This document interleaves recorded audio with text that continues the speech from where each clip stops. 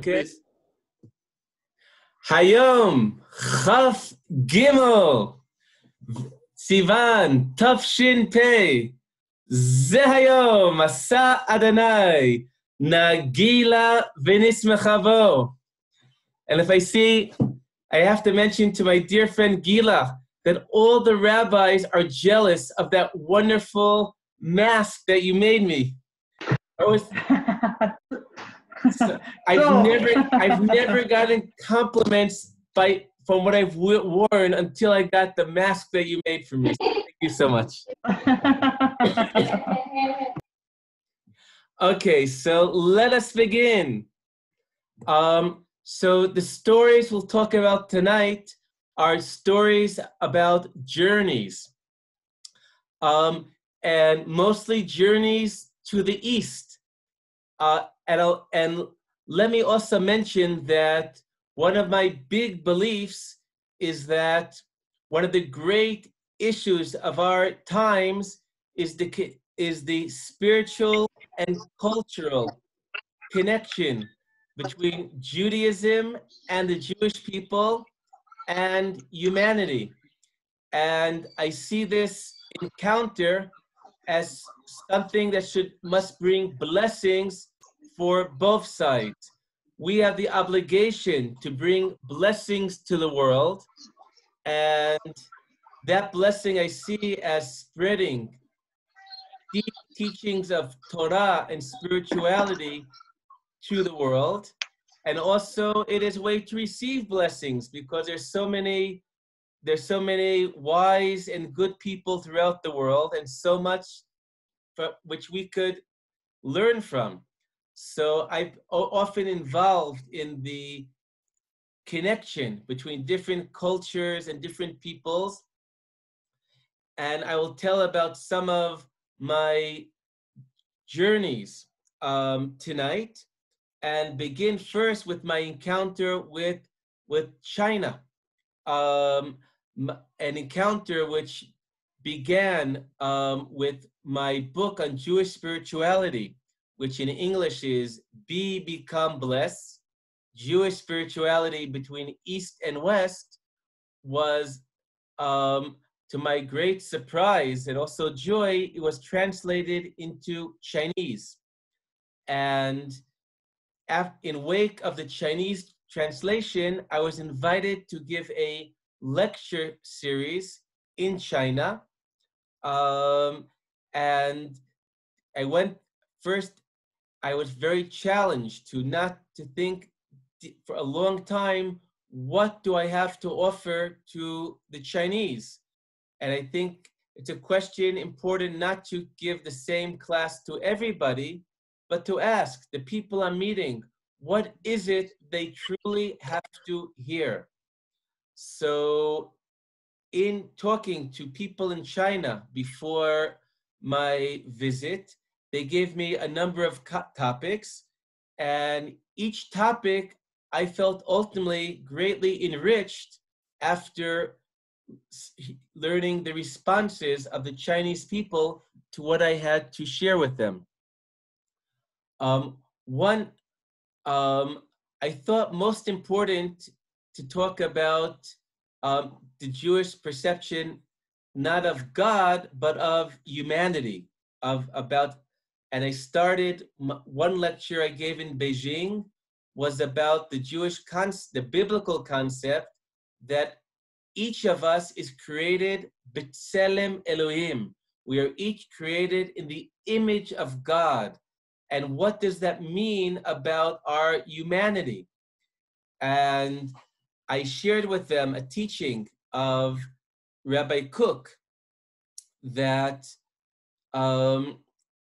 that the essence of our Tselem Elohim, the divine inside of us, is that we have the ability to choose, the ability to make choices, and therefore be responsible for our choices. This is the divine inside of us. So I gave the lecture, and the next day, one of the students came back, and I saw he was very moved and very excited. So I asked him, what happened? And he told me that after the lecture, he went to a Chinese restaurant, right? In China, they have Chinese restaurants. And he said, I sat down and I saw this old waiter, all crumpled up, sitting in the corner of the restaurant. And I started looking at him, this old waiter, and he looked like a million other old Chinese waiters, tired and crumpled up. And I said to myself, who am I fooling to say that this person is a Tselem Elohim? This person is created in the image of God. Who are we fooling? This is just an old Chinese waiter, like all the rest of them. But the student continued and said, I looked at him, and suddenly he noticed that I was looking at him. And then he looked back at me.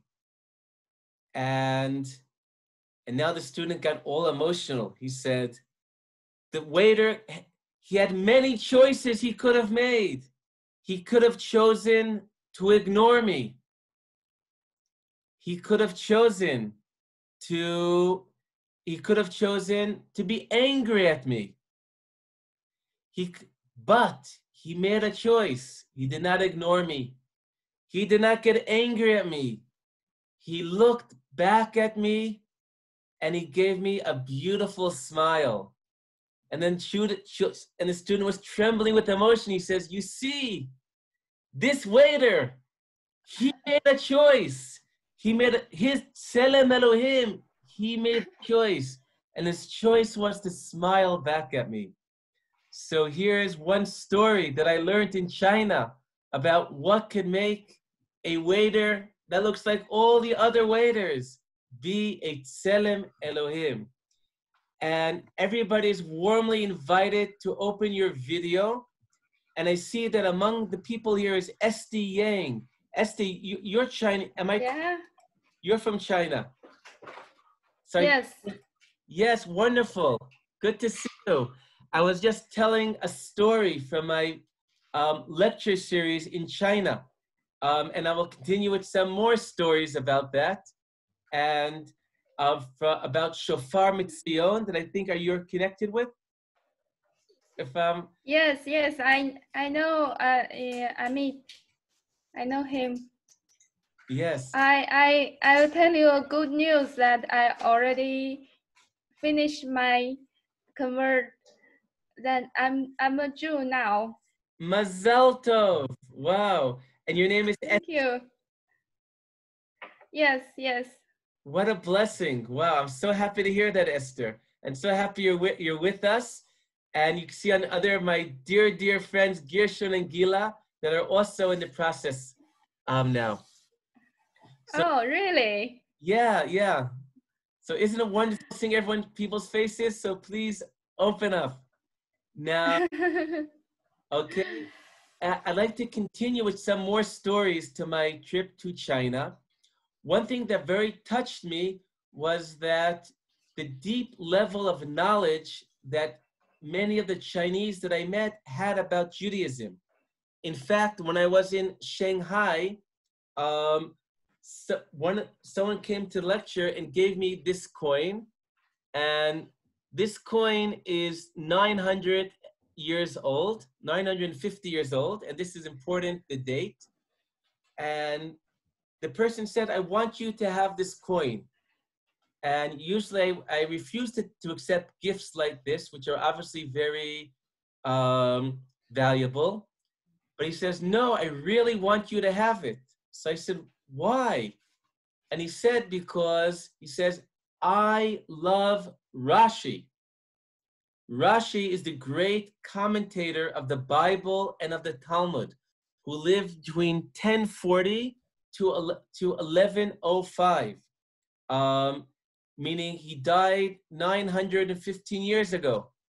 And he said that this coin was minted during the reign of a very cruel Chinese emperor. but when this coin was minted, Rashi was alive. So he feels that this coin is a connection to Rashi. So when meeting a Jew, he wanted me to have the coin. But part of what I'd like to talk about are also teachings that I learned in China from the wisdom of the Chinese students and some of their responses. So I'd like to talk about a second topic that I spoke about. One topic was about humanity being created in the image of God, B'Tselem Elohim. But another lecture was about individuality, because I was told that individuality is often a chat which leads also to the ability to disagree and debate other people, that often this is frowned upon in some parts of Chinese culture, but it's acknowledged how argument and debate could be a source of blessing. So in this topic, so I mentioned how what's so special about the Talmud and the Mishnah, that these are books that don't tell you yes and don't tell you no, but more than anything else, it brings different opinions of different rabbis, and doesn't even tell you, decide who's right or who's wrong. It's very unique and very confusing. But this book is our great masterpiece because of leaving it open, and the different opinions is something that allows things to be greatly opened up and enriched.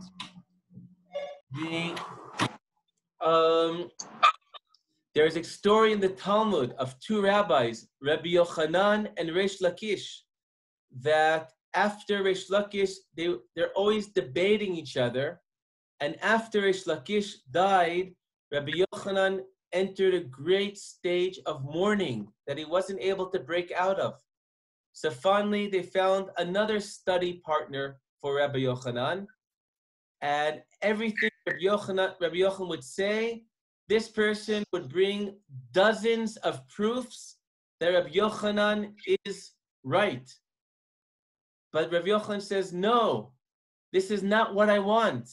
My previous study partner, Reish Lakish, everything I would say, he would bring many proofs that I am wrong. So it's not about being a yes man, but here, it's my daughter, okay?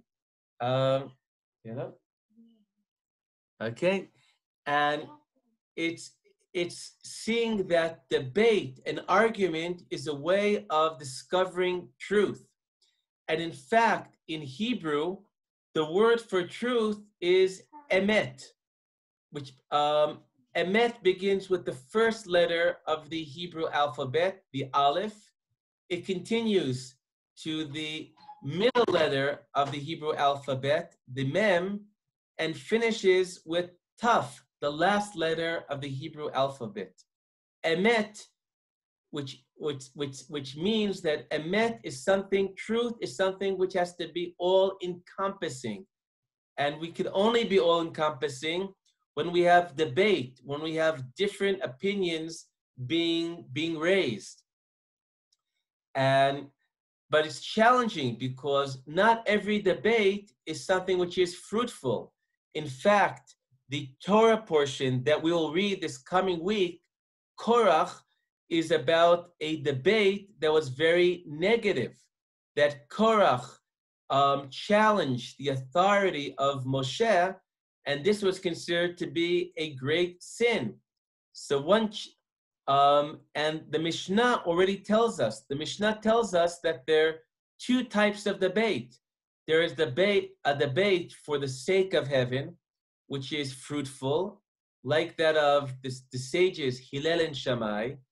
And there's a debate which was not for the sake of heaven, of Korach and against Moses, which nothing remains from.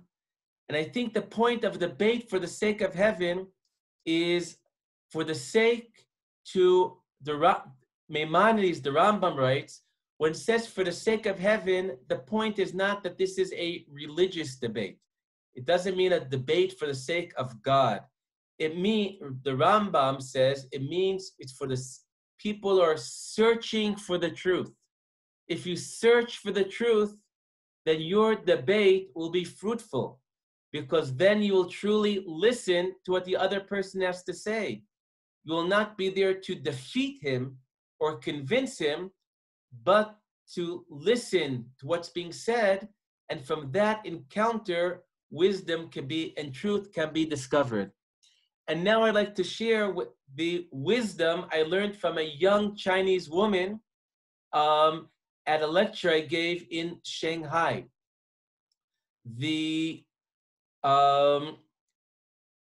I titled the lecture, the title I gave to the lecture came from something said by Rabbi Dov Zinger at the funeral of the 3 boys who were kidnapped and killed in 2014. In a very famous story in Israel and in the world, 3 boys who were hitchhiking, 2 of them from the yeshiva that my son studied at, Makor Chaim, who the head of the yeshiva was Rav Dov Zinger. They were kidnapped, and for a long time there was hope to find these boys, but ultimately it turned out that they were murdered by the terrorists who kidnapped them. But at the funeral, there was tremendous solidarity in Israel between the religious and the secular, the left and the right. And Rabbi Dov Zinger says, this is the Jewish people. 2 Jews, 3 opinions, 1 heart. And this was the title I gave to the lecture. And the lecture was focusing on how is it that even with different opinions we could be connected, and this could be a positive phenomena that we are disagreeing. But then this young Chinese woman, she raised her hand and said, why is it that you said it's 2 people with 3 opinions, 1 heart? Your whole lecture would have been equally true had you said 2 people, 2 opinions, 1 heart. What's it about 3 opinions? So the truth is, I didn't know what to answer her. I always had thought that this is part of Rabbi Dov's quirky sense of humor. So every teacher knows if you're asked a question and you don't know the answer, the secret weapon of every teacher is to say, well, what do you think? Okay? So this is teacher's tricks. Throw the question back to the classroom. So I turned to this young Chinese woman and said, okay, what do you think? And she gave a wonderful answer. She said, if 2 people don't have 1 heart, then the fact that they have different opinions is not going to get anywhere. I am going to have my opinion and try to defeat you, and you will have your opinion and you will try to defeat me. But nothing's going to happen. Nothing will be creative. But if 2 people have 1 heart and they're connected and they respect each other and they listen to each other, then the encounter between them will create something new. And that new creation, that is the 3rd opinion. Okay, so this is the wisdom I learned in China. Why 2 people, if there's 1 heart, there will ultimately be 3 opinions and not just 2 opinions. And then she had something else that she added. I had also told her about the teachings of the great Rabbi Menachem Frumin, a rabbi who taught for many years at our yeshiva in Otniel. And his big mission was shalom, which is peace. But in Hebrew, shalom is really about integrating opposing forces, because in Hebrew, shalom starts with the letter shin, which represents aish, fire, and shalom ends with the letter mem, that represents mayim, water. Shalom, true peace, is integrating opposites together, connecting them. So Rabbi Fruman, he would meet audiences, and he was a rabbi of a West Bank settlement, and he would often meet people that were very far on the left, or sometimes people on the right, and sometimes groups that would have both. And he would say, we have to integrate the left and the right. And he would say that each of us, we each have our left side, we all have our left hands, and we each have our right side. And our wholeness incorporates the left and the right. And then he would have a sacred ritual of clapping hands, because he would say that when we clap our hands, we unite the left and we unite the right. So this young Chinese woman, she said yes, and the same thing happens when we clap our hands. My left hand by itself is one. My right hand is also one. But when I clap my hands, something new happens. The sound of clapping hands comes out. So from 2, we get 3. Why, Carol, you're giving us a wonderful smile, so I see you like that. Or maybe this is just your picture, but okay.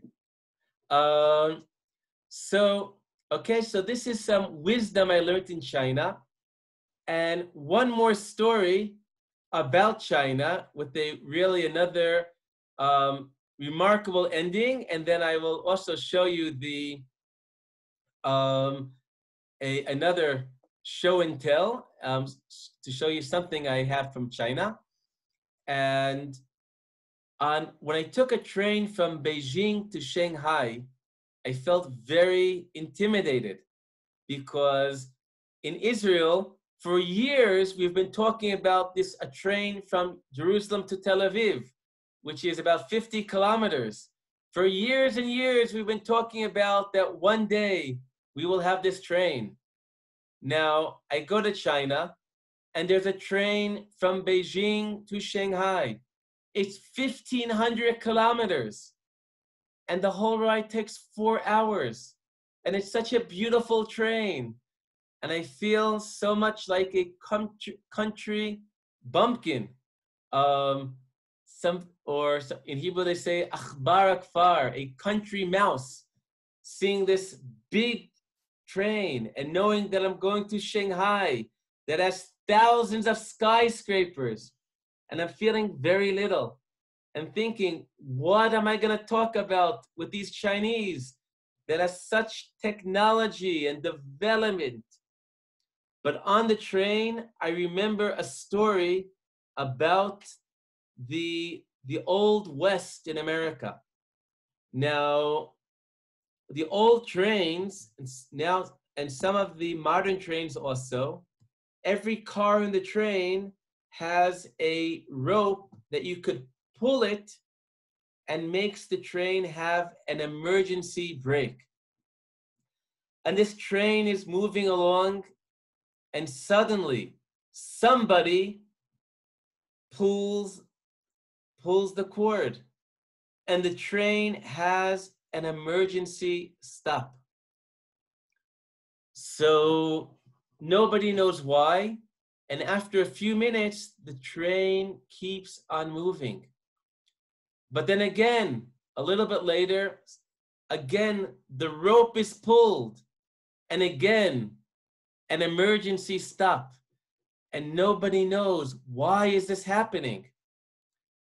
But they go out and they see this old Indian man come off the train, sit down for a few minutes, and then goes back onto the train. And people rush over to him and say, "What are you doing?" And the old man says, "This train, it's moving ahead so fast. My body is moving so fast. My soul can't keep up with my body." Just like when we fly in airplanes, we have jet lag. This old Indian, he had soul lag. So I said to my Chinese host, I said, "China, you're going ahead so fast. Technology, building. But this is the body. If you invited a rabbi from Israel, it must be that you feel that your soul is being left behind, and this is why you've brought me here, to learn how to help the soul catch up to the body." And I said, "And look, in China, your flag is red. Red is the colors of fire, of the workers. This is about the doing, changing the world. But in Israel, our flag is blue, which is the color of the sky, of the heaven. And this is the spirituality, this is the being." Now, this is what I said at my lecture in Shanghai. What I didn't know is that my hosts had prepared a special gift for my visit. I was invited by primarily by an art gallery. Maybe, Esther, do you know Florence?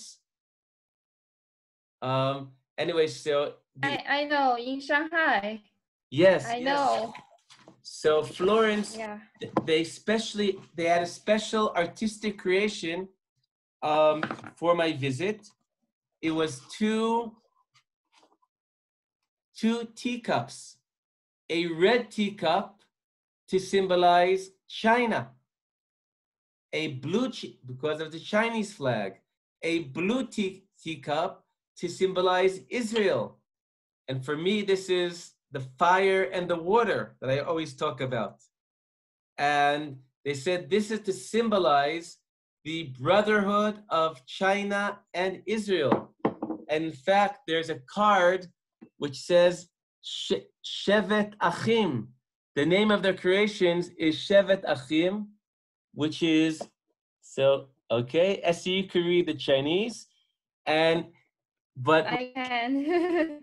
what's cute is it's written backwards, because they didn't know that Hebrew is right to left. So they wrote Shevet Achim, brothers sitting together from left to right. Can. Yes.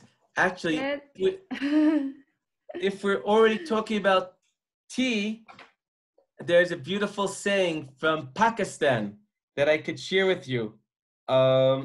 That they say in Pakistan, when a new person comes, they drink together 3 cups of tea. This is because they say the first cup of tea that you drink with somebody, you drink it as strangers. The second cup of tea that you drink together, you drink it as friends. And the third cup of tea you drink together, you drink it as family. Okay, so we should all drink a lot of tea together. Okay, so this is the journey to China, and it's so wonderful to have Esther here with us tonight. And we're so happy to hear about you completing your gerut. Where do you live, Esther? Yeah. I live in Yerushalayim. Wonderful. Wow. אני גרה בירושלים. איזה יופי. Wonderful. Many blessings in your journey. Okay, so now we've spoken about China, so maybe we'll do a little bit about India and some of my journeys to India. there also, I mentioned after contemplating about Judaism between Eastern and Western spirituality, I thought right to go to India to see the different religious traditions firsthand. And so maybe one story I'll share with you is about a guru that I met in India, Vijay Ananda. Have I mentioned this story during our lecture series? Not yet? Okay. So one of the places I was in India, I was a time in Rishikesh, which is where the Beatles would hung out when the Beatles were in India. And it was but nobody told me that at the end of June, Rishikesh is about, I think it was 46 degrees Celsius, which is very, very hot. So no normal tourists were there then. And I was a little bit lonely, but I was told that in a nearby town city of Haridwar, which is a sacred city to Hinduism, there is a head of a major ashram. An ashram is like a Hindu yeshiva, and that focuses on spirituality and meditation. And that the head of the ashram, Vijayananda, was I was told was born Jewish, and so I decided it's a Friday. I'm gonna go before Shabbat Kodesh to visit the only other Jew I know in the area, Vijayananda. So I got some horse and buggy, take me to Haridwar, and when I came there, Vijayananda, he was 92 years old and he was sick, so he was in his room. And I came into his room, and when I entered his room, the first thing that caught my attention was there was a small collection of books on the shelf, a very modest room. He's wearing his orange clothing, which shows him as a Hindu holy man. But the books on a shelf, there were the Tanya, the major book of Chabad, the Sfat Emet, another book of Hasidut. He had a book also called Hasidic Stories by Simcha Raz, and a book, Ariel Sharon Warrior. So, and when I was there, Vijayananda told me his story. In his story,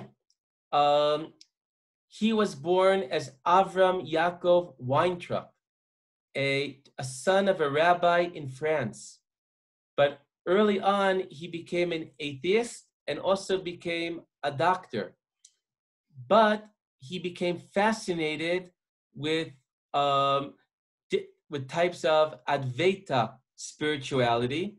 It's spirituality that focuses on what's called non-dualism, seeing the unity of life, the unity of existence, divine, pervasive of all, and teachings that he identified with Eastern spirituality. But Avram was also a Zionist.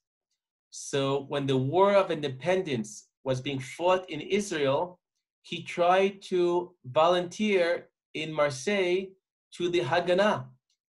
And to his surprise, even though he was a doctor, and in times of war, you need doctors, he was turned down. Now, it turned out that the person in charge of drafting people to that, recruiting people to the Haganah was a friend of his family. And the person was concerned that the family would be angry at him if he would recruit Avram. So Avram did not end up making it to the land of Israel as the original Abraham. But after being turned down, he decided his other big interest is Eastern spirituality. So he got on a boat to India, and he arrives there and in about 1950. And the person he wanted to meet passed away in the time that he was on the boat. But instead, he met a woman, a very famous and charismatic woman, Anamana Maya Moya. I might be mispronouncing it. Often referred to as Mother, the head of this major ashram in Haridwar. And they meet, and she realizes that this person has a very, very deep and great neshama soul. And he ultimately joins the ashram. And after she dies, I think in the 1980s, he becomes the head of the ashram. But it turns out he's always was proud of his Jewish identity. In fact, a student of his told me that once a Indian woman said to him, I heard that you used to be Jewish. But then he stands up with his orange clothing and says, I am Jewish. Now, through the decades, he discovered that the forms of non-dualistic spirituality that brought him to India, in fact, appear in the Kabbalistic, Hasidic tradition. But for whatever reasons, he stayed where he was and continued leading the ashram. Now, I asked him, I said, Vijayananda, you've been here for 55 years. In fact, for 55 years, I visited in 2006, and by that point, for 55 years, he had been in the ashram, and he never left India. And I asked him, I have a wife and kids. I can't stay here for 55 years. Can you tell me, what have you learned after 55 years in this ashram? Almost like the story of the non-Jew comes to Hillel and says, teach me the Torah on 1 foot. So I wanted on 1 foot, tell me, what have you learned after 55 years in the ashram? So Vijayananda told me, I've learned that there's more than one path to reach the top of the mountain. But if you keep switching in the middle, you're never going to make it to the top. So instead, stick to one path based on your tradition, and then try to get to the top of the mountain. Now, when I left, I started thinking about what he was telling me. On one hand, sticking to one path, after 55 years, you certainly can't say that he didn't stick to one path. But when he added, based on your tradition, was he trying to tell me of his regrets of the path not taken? So I decided I have to find out. So I went back a second time to Haridwar. But when I went back the second time, there was a traffic jam. So I only had 5 minutes to be with him before I had to rush to take a train to New Delhi. And I come to him and we realize that this is the last time we're going to meet each other. He's 92 years old. I'm not coming back to India so fast. And then he looks to me and says, when you make it to the Kosel, he said like the Kotel Maravi, but he said it the way that people with a Ashkenazic accent, the Kosel, when you make it to the Kosel, pray for me. And in fact, 4 years later, when he passed away, I was able to even more strengthen this insight, because a friend of mine sent me the bulletin that the ashram said after he had passed away. And the friend had said that in the ashram, it said that before dying, he had designated a spot where he wanted to be buried in the ground. And in Hindu tradition, the bodies are not buried. They're either put into the Ganges River or sometimes cremated, but not usually, at least in that form of Hinduism, they are not buried. So this put the ashram into a dilemma. On one hand, this is against their tradition. On the other hand, he's the head of the ashram. So they decided as a compromise to send the body back to France, and he was buried in France, and his family showed up at the burial to say Kaddish on his grave. Okay, so here I feel this is an example of one of some common denominators of different spiritual traditions, and also something which I think happens less now than it used to be. Judaism used to always focus on the revealed aspects, what's called the Nigla, the Bible, the Talmud, but the spiritual side of Judaism, Kabbalah, Hasidut, were often much more under the covers, under the wraps. And this led to many Jews whose soul were yearning for spirituality to find it in many ways far away. But I think one of the blessings of our time that the wholeness of Judaism, including the spiritual side, are much more accessible, much more available.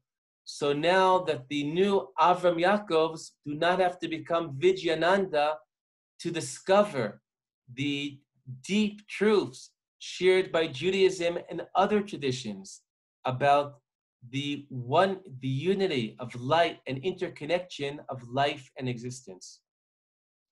Okay, so I think these are our stories of tonight. Some journeys to the far east of China, others to India. Let me mention, next week I have a friend who's even older than me. I'm 53, he's 54, and he's getting married this Sunday. So I have the honor of doing the wedding, and it is a great joy for him getting married. So next Sunday we will not meet. So please God, after that, the week after that, on Sunday, the same time, I hope we will all meet again. Sof davar hakol nishma et Elohim yira ve'et mitzvotav shmor hizeh kol ha'adam. Okay, good night and goodbye to all of you.